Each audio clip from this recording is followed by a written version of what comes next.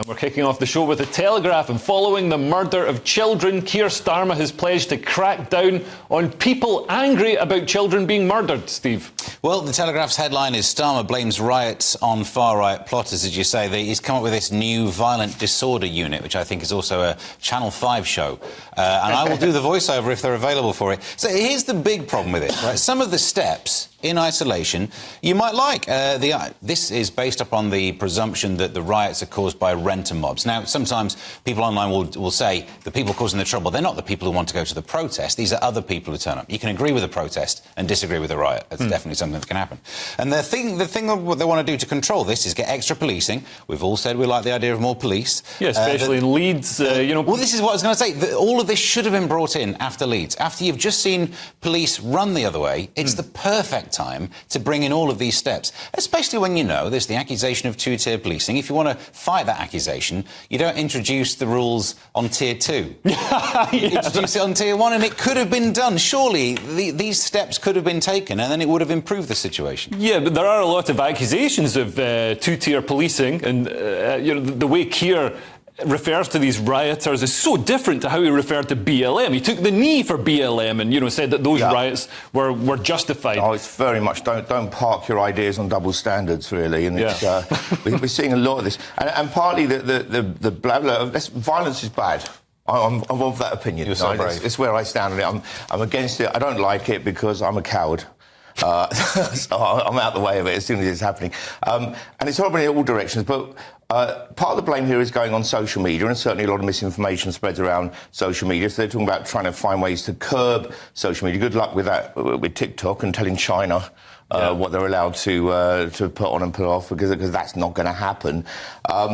And really another problem that's happening is we're looking at the reaction of extremists, but in order to stop some of the extremism, you have to deal with the moderate views. Yeah. And the moderates are feeling ignored, and so the extremists are taking the law into their own hands.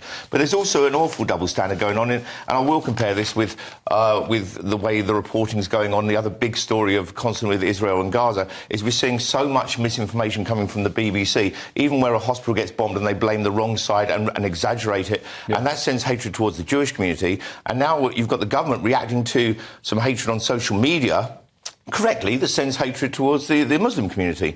And, well, if you've got the mainstream media doing it so dramatically and you're not doing anything about that, then why are you obviously showing your side so much? Yeah, and I feel that Keir Starmer has actually quite cynically, instead of bringing the country together, which he really should have done, and provided, you know, some solace for the people that are grieving and the people that are angry, that are rightfully angry, instead he's exploiting this situation to push through, you know, his dreams of a surveillance state and these new units to crack down on people that he describes as the far right. But we all know there's probably enough far right people in the UK to fit in a Ford Capri. Really, what this is going to be doing is making it illegal to be right wing or express any right wing things or vote Conservative or be right wing in any way whatsoever. And me and Nick are definitely going to jail. Yeah, it might be a bit illegal to vote Conservative. I'm not quite sure they'll pass that through. I think that's their dream. Is that a dream? Well, let me say an obtuse thing, because this is what I do. Starmer also condemned the tiny, mindless minority in society. He's calling it a minority, a gang of thugs who got on trains and buses. I thought you wanted us to increase public transport use. Yeah. I'm very confused, Starmer. And I thought you liked minorities. And also, I think you know, this phrase "far right" is just being used as a dog whistle to describe working class people. It kind of suggests the other side of the far wrong. Yeah. Doesn't it? If you've got the far right, it's there against the far wrong. Exactly. So it doesn't really work for that. But, yeah, I mean, look, there's a far right, but it's become a catch-all phrase just to explain everything away. Yeah. I feel. Yeah. I'm right. Well, I feel much more threatened by Keir Starmer at the moment than I do by the far right.